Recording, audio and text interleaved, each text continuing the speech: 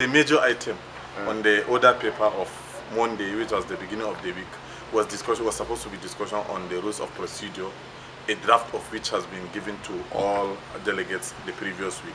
So the chairman announced that everybody must have gone through his copy of the rules, and that if there are any observations, they should go ahead to do that, which started on Monday. They started quite well, and everything was going well until they come to a certain section that talks about how they will agree on any matter, whether it is by consensus or by two-thirds or 75% as recommended by the president when inaugurating the committee. A lot of delegates spoke about it, and the house was divided, and it even led to tension amongst them. Most of the delegates from the northern part of the country were of the view that 75% as advocated by the president should be used if consensus cannot be agreed upon. While most other delegates, especially those from the south, feel two-thirds, which they believe is the universally accepted method of arriving at any issue, should be used. So they spoke about this for almost 2 days non-stop, but they could not agree. Seeing that tempers were rising, the chairman now asked that discussion on it should cease while he will make consultations. Let them just continue with discussion on the other items on the paper, on the order paper, which was supposed to be work plan. They started discussing about the work plan on Tuesday.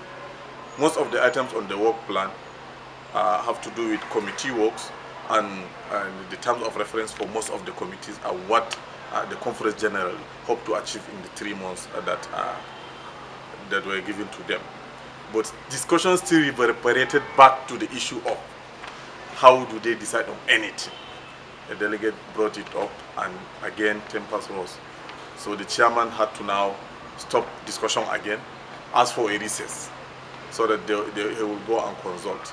It was finally agreed that he should set up a 50-man committee. He decided, actually, alongside his principal officers, to set up a committee of 50 wise men to now discuss and get back to plenary with their decision.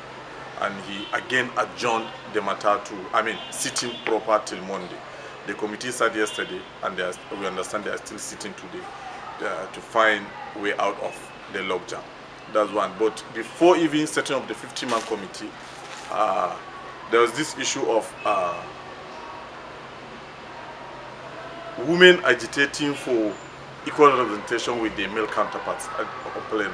Out of these 492 delegates, only 78 are women. So they noticed that the chairman appeared to be giving preference to the male-dominated, so to speak, conference in terms of who to speak on what item to agree on.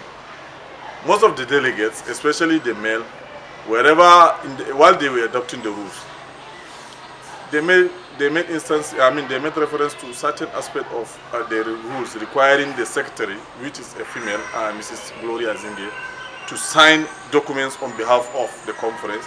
Most male delegates that spoke said that power should be transferred to the chairman. But the women delegates feel they are already shortchanged in the conference, and the little powers that they have is being taken away by the men. So decided to group together and fight the male-dominated district, and that too brought about tension.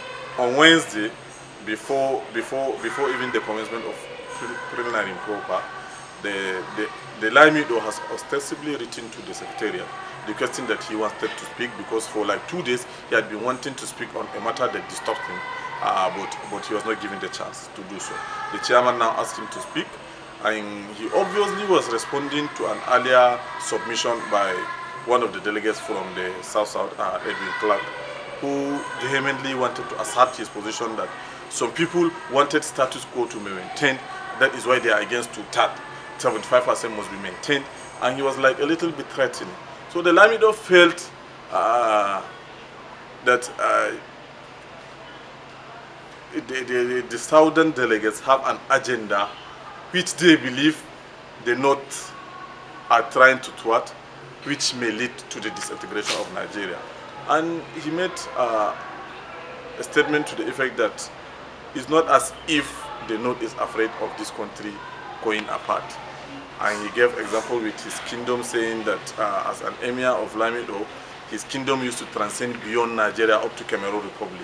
And even at the moment, there's a state called Adama State in Cameroon Republic. So he now said in court that it is those people that are making threats that may not even have where to go to. If Nigeria disintegrates today, him and his people have somewhere to go to in Cameroon.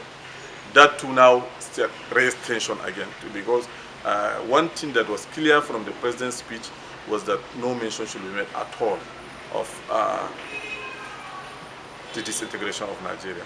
But it appears that has now come to occupy the major talking points in the conference. Chairman announced suspension of plenary till Monday, after which the 50-man committee will come back to report on whether they have found a way out or not. But yesterday evening, the conference was jolted with the news that one of the delegates from Bauchi State, who is represented the group from the Retired Police Officers Association of Nigeria, Hamman Misau, suddenly fell sick and died at the National Hospital. Incidentally, Hamman Misau is one of the delegates who were snapped by reporters while he was sleeping during plenary. Ostensibly, he might have been sick all along. So, so rest in peace.